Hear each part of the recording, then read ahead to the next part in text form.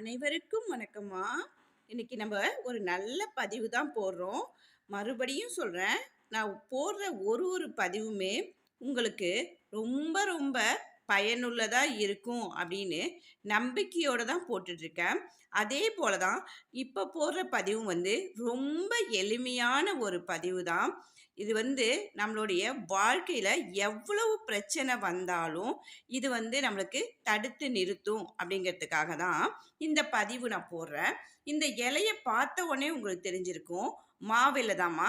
மாவிலை அப்படிங்கிறது ஒரு மகாலட்சுமிக்கு உகந்தது அப்படின்னு நம்ம சொல்லுவோம். நம்ம எல்லா நல்ல காரியங்களுக்கும் நம்ம மாவிலை தோரணம் கட்டுவோம். வீடு குடி போறதா இருக்கட்டும், அல்லது ஒரு கலசம் வைக்கிறதா இருக்கட்டும், வீட்ல நிலைவாசல்ல இருக்கிறதா இருக்கட்டும், முகூர்த்த கால் ஊர்றது எல்லா இடத்துலயும் நம்ம மாவிலை தோரணமா இருக்கட்டும், இல்ல மாவிலை கொம்பு வச்சு நம்ம கண்டிப்பா செய்வோம். ஏன்னா, அது ரொம்ப மகாலட்சுமிக்கு உகந்தது.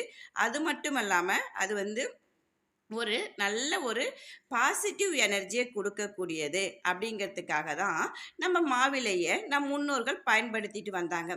அந்த காலத்துலலாம் எல்லாருடைய வீட்லேயும் மாவிலை தோரணங்கிறது இருந்தது. இப்போ என்ன பண்ணுறாங்க எல்லாருமே இந்த பிளாஸ்டிக்கால் ஆன மாவிலை தோரணத்தை கட்டி வச்சிடறாங்க.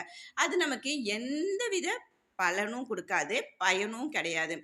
இந்த மாதிரி நம்ம செய்யாமல் வாரத்துக்கு ஒரு தடவை, அப்படி இல்லை அப்படின்னா மாதத்துக்கு ஒரு தடவையாவது நம்மளுடைய வீட்டில் மாவிலை தோரணத்தை நம்மளுடைய நிலைவாசல்ல கட்டி வைத்தோம் அப்படின்னா நம்மளுக்கு எந்த தீய சக்தி வந்தாலும் சரி, நல்லது வந்தாலும் கெட்டது வந்தாலும் நம்மளுடைய நிலைவாசல் வழியாக தான் வரும் அப்படிங்கிறது நம்ம எல்லாருக்குமே தெரியும்.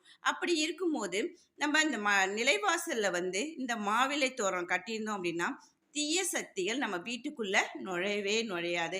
இதை நீங்க நம்பிக்கையோடு செஞ்சு பாருங்க. எந்த வீட்டிலலாம் மாவிலை தோரணம் நிலைவாசல்ல இருந்துக்கிட்டே இருக்கோ அந்த வீட்டில் லக்ஷ்மி குடியிருப்பா, நிம்மதியான ஒரு வாழ்க்கை இருக்கும், கணவன் மனைவிக்குள்ள சந்தோஷம் இருக்கும், எந்த பிரச்சனையும் இருக்காது, குழந்தைங்க நல்ல விதமாக வளர்வாங்க, பிரச்சனைகள் இல்லாமல், பண பிரச்சனைகள் இல்லாமல், எந்த பிரச்சனையும் இல்லாமல் இருக்கும். இது முற்றிலும் உண்மைமா.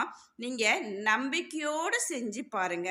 இதை உங்களுக்கு நல்ல பலனை கொடுக்கும். அதாவது உங்களுக்கு வெள்ளிக்கிழமை மாற்ற முடிந்தால் நீங்கள் மாற்றலாம். இல்லைம்மா எங்களால் அவ்வளோ தூரம் கிடைக்காது அப்படின்னு சொல்கிறவங்க மாதத்துக்கு ஒரு முறை, 2 மாதத்துக்கு ஒரு முறையாவது நீங்கள் மாற்றிக்கலாம். போக இந்த மாவிலை தோரணம் நம்ம கட்டும்போது நம்ம வீட்டில் கண்திஷ்டியே இருக்காதுங்க. இப்போ நம்ம ஒரு கஷ்டப்பட்டு ஒரு வீடோ அல்லது ஒரு நகையோ இல்லை நமக்கு வீட்டுக்கு தேவையான ஒரு பொருளோ வாங்குறேன்னு வச்சுக்கிங்களேன். நம்ம வீட்டுக்கு யாராவது ஒருத்தவங்க வராங்க. அவங்க எது வழியாக வருவாங்க? நம்மளுடைய நிலவாசல் வழியாக தான் வருவாங்க. அப்படி வரும்போது அவங்க அந்த நம்ம வாசலில் காலை வைக்கும் போது அவங்களுக்கு அவங்க மனசில் இருக்க கெட்ட புத்தியெல்லாம் கண்டிப்பாக இந்த நிலைவாசலில் இருக்க மாவிலை தோரணம் அகற்றிவிடும் அப்படிங்கிறது முற்றிலும் உண்மை.